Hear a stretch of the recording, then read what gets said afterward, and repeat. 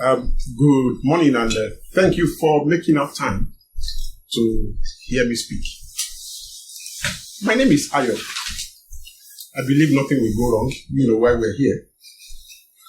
And as much as I'm not going to lay claim on being the most intelligent in the room, but in this next 10 minutes you will be listening to me.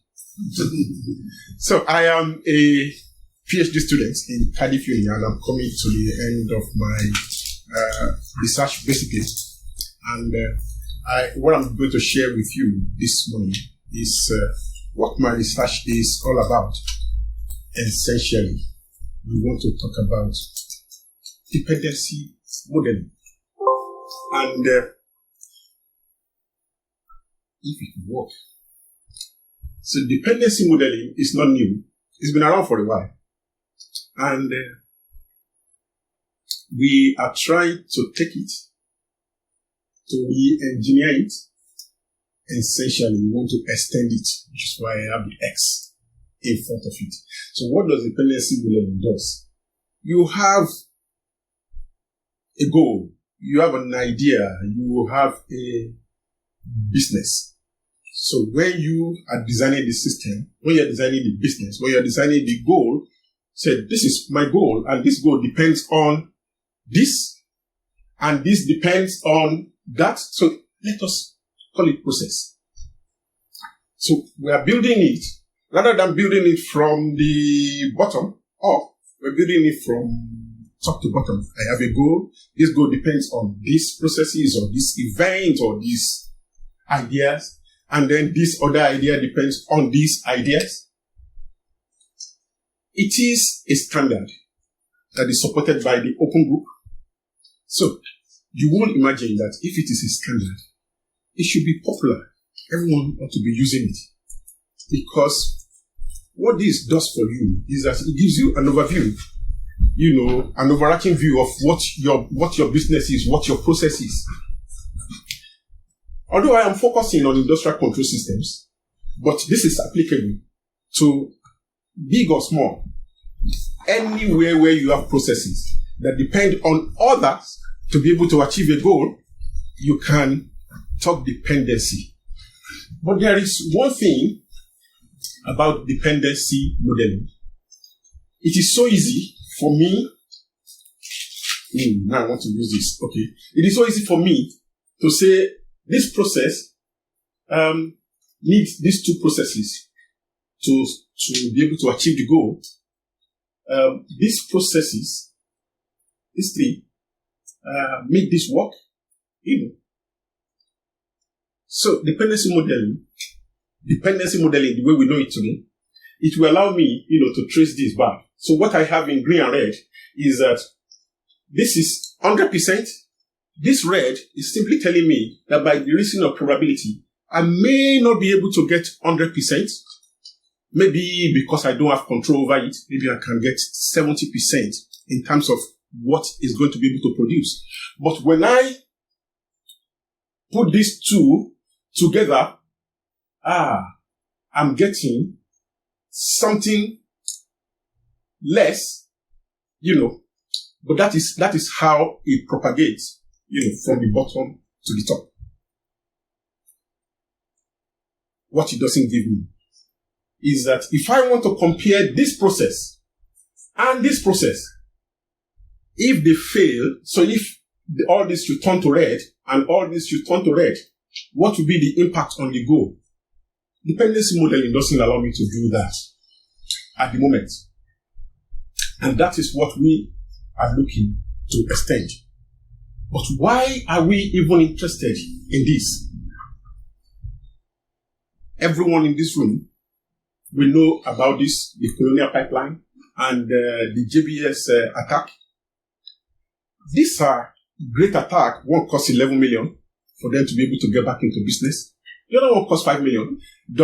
As a matter of fact, the CTO of JBS, what he said was that, you know what? We have everything under control. They were attacked on a Tuesday. On Wednesday evening, he said, we have everything under control. 11 days after, they had not worked. and then they paid 11 million. Yet they had everything under control. Simply because ransomware, which does not need to target, the big server. You just need to target a process that is critical in the business.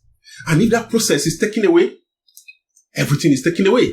In the case of Colonial Pipeline, what was taken away? The billing.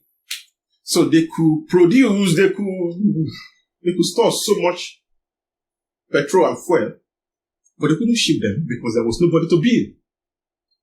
So there are the big servers, there are the industrial control systems, but the billing system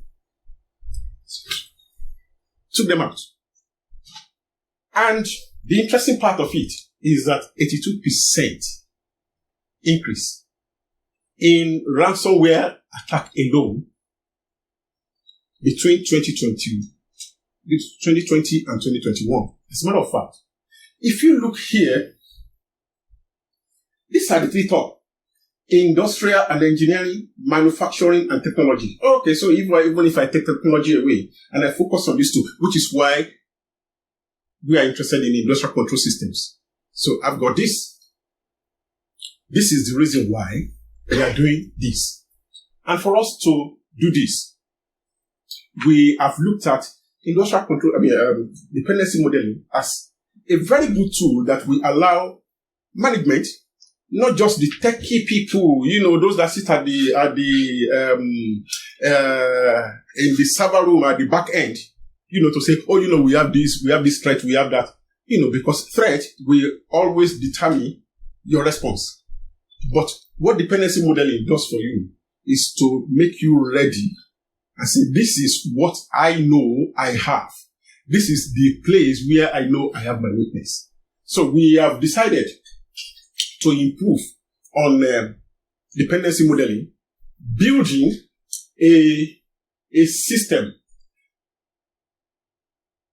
a technique that will take dependency modeling, extending it in such a way that first, we identify two main limitations.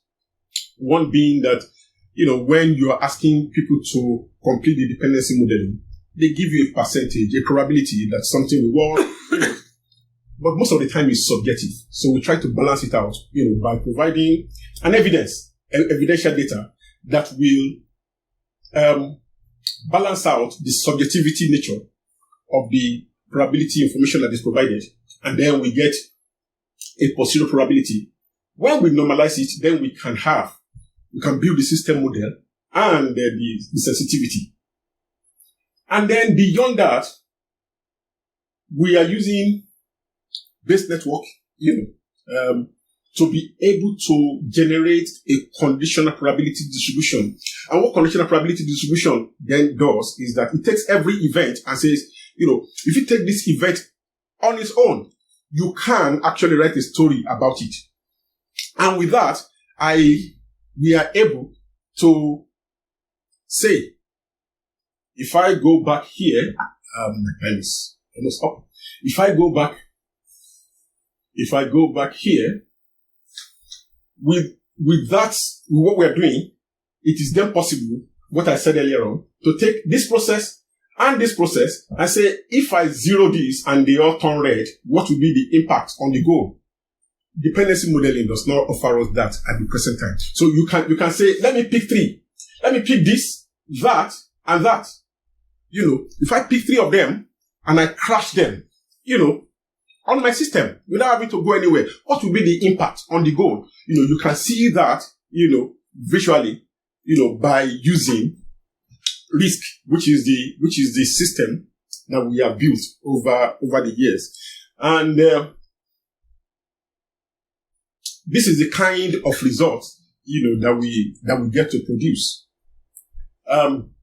So here in this place, we're saying, if one of them crashes, it is 99%. Item 99 as, I'm really sorry. Should have turned that off. Item 99 as a a greater impact than item 56, for example. However, when you come here, you see 56 appearing so many times, more than 99. Maybe we need to pay more attention on 56 than 91, because when you are combining 56 with some others, it's appearing so many times. And then when you come here, 76 is appearing so many times. When I have three combined events to put together. Dependency modeling does not give you that. And that is the kind of thing that we have been looking at.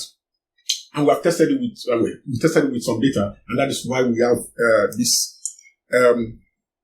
So essentially, because my time is up,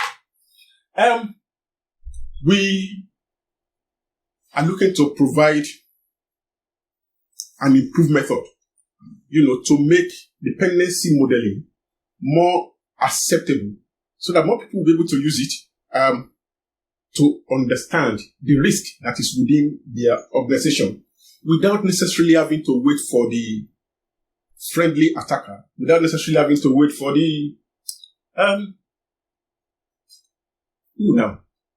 for government who is looking at compliance to come and tell you, you have this risk within your business. When you know what risk you have, you can then address it and say, we need to address this, we need to address that, over that. You can prioritize, how you want to. And we are doing that by using extended backend network. Thank you very much.